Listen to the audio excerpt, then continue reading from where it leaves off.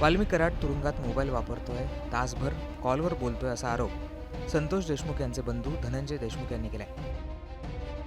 संतोष देशमुख हत्या प्रकरणातील आरोपी हे सध्या बीडच्या कारागृहात आहेत. या कारागृहामध्ये त्यांना विशेष सुविधा पुरवल्या जात असल्याचा आरोप त्यांनी केलाय. त्यांनी आता कारागृह विभागाच्या प्रमुखांना पत्र पाठवलंय. या प्रकरणातील आरोपींना दुसऱ्या कारागृहात हलवण्याची मागणी त्यांनी केली आहे.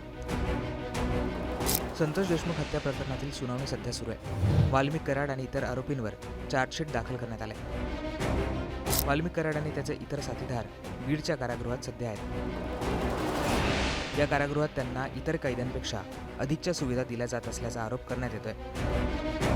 वाल्मिक कराड कारागृहातून सूत्र हलवत असल्याचा आरोप देखील धनंजय देशमुख यांनी केलाय. कैद्यांचे सिम कार्ड वापरून दीड तास तो फोनवर बोलत असल्याचं देखील त्यांनी त्यांच्या तक्रारीमध्ये म्हटलंय. त्यामुळे आता या आरोपींना इतर कारागृहात हलवण्याची मागणी त्यांनी केली आहे. आता कारागृह महानिरीक्षक महाराष्ट्र राज्य पुणे यांना मी मेलद्वारे हे पत्र पाठवलेलं आहे. हे पत्र मी CM साहेबांना देखील देणार आहे आणि जेल प्रशासन बीड इथं देखील देणार आहे. परंतु मी आज मेलद्वारे कारागृह महानिरीक्षक महाराष्ट्र राज्य पुणे इथं पाठवलेलं आहे.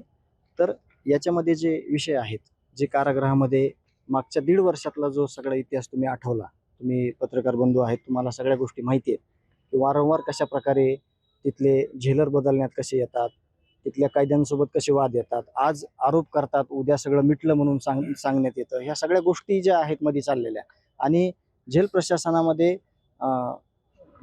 झेलर साहेबाच्या पाठीमागं त्यांना अंधारात ठेवून ज्या काही गोष्टी केल्या गेलेल्या आहेत, ते जे तिथं जे बाकीचे आरोपी आहेत, संतोषांना प्रकरणातले सोडून जे दुसरे आरोपी ते बाहेर येत आहेत, त्यांच्याद्वारे काही माहिती किंवा आम्ही जी आपल्याला माहिती पाहिजे त्याची स्पष्ट सगळ्या त्याच्यामध्ये मागण्या केलेल्या आहेत. याची उच्चस्तरीय चौकशी होऊन जे काही चाललेला प्रकार आहे तो सगळा सुस्पष्ट व्हावा या संदर्भातील हे पत्र आहे. फोन कॉल संदर्भात देखील आरोप केलेला आहे तुम्ही. नेमका काय, कोण कुणाचे फोन वापरताय आणि कोण कशा पद्धतीने वापरतात? जे कैदी आहेत त्या प्रत्येक कैद्याचं सिम कार्ड वापरण्यात येत आहे. एक 1.5 तास व्हिडिओ कॉलद्वारे बोलण्यात येत आहे आणि जे काही बाहेर सगळे यंत्रणा चालवायची आहे ते चालवण्याचा प्रयत्न हा प्रॅक्टिकली आमच्याकडे त्या गोष्टीचे सगळे पुरावेत. आम्ही ते सगळा संच बनवलेला आहे आणि मी याआधी पण ज्या काही गोष्टी केल्यात त्या सगळ्या पुराव्यानिशीच दिलेल्या आहेत.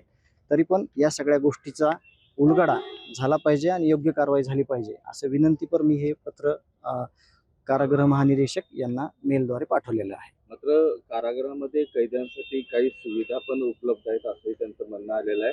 ज्या सुविधा उपलब्ध असतानाही दुसऱ्या कुठल्या सुविधा या कैद्यांनी घेतलेल्या आहेत, काय तसं मेन्शन तुम्ही केलेलं नाही? ह्याच्यामध्ये चौकशीच्या अगोदर आपण बोलणं हे आपल्याला ॲक्युरेट जी माहिती येईल, माहिती तर आहे तिथं सुविधा आहेत तिथं ज्या प्रमाणात. साधी गोष्ट आहे की 1.5 वर्ष झालं या एकाही गुन्हेगाराला आपण वारंवार सांगून देखील कुठं हलवण्यात येत नाही. परंतु तिथं जाणारा प्रत्येक गुन्हेगार हा काही हर्सूलला पाठवतात, काही नाशिकला आरोपी पाठवतात, परंतु या आरोपीला आम्ही नागपूरला याच धर्तीवर पाठवण्याचं एक पत्र या संदर्भात तयार केलंय आणि सगळी उच्चस्तरीय चौकशी झाल्यानंतरच आपण त्यामध्ये नेमकं काय काय झालेलं आहे हे पाहणं गरजेचं आहे. दरम्यान यावर आता कारागृह प्रशासनाने उत्तर दिलेलं असून असा कुठलाही प्रकार होत नसल्याचं त्यांनी म्हटलेलं आहे.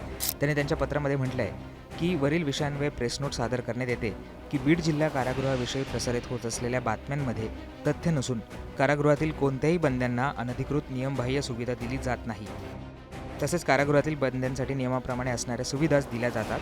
त्यामध्ये ॲनल फोनचे आठवड्यातील 3 कॉल प्रत्येकी 10 मिनिटे दिली जातात. सदर फोनद्वारे बाहेर संपर्क केल्यानंतर बाहेरच्या व्यक्तीने सदरचा फोन कॉन्फरन्स केला अथवा रेकॉर्ड केला यावर नियंत्रण ठेवण्यासाठी कारागृह प्रशासनाकडे यंत्रणा उपलब्ध नाही. यावर कारागृह मुख्यालयास कळवण्यात आले आहे.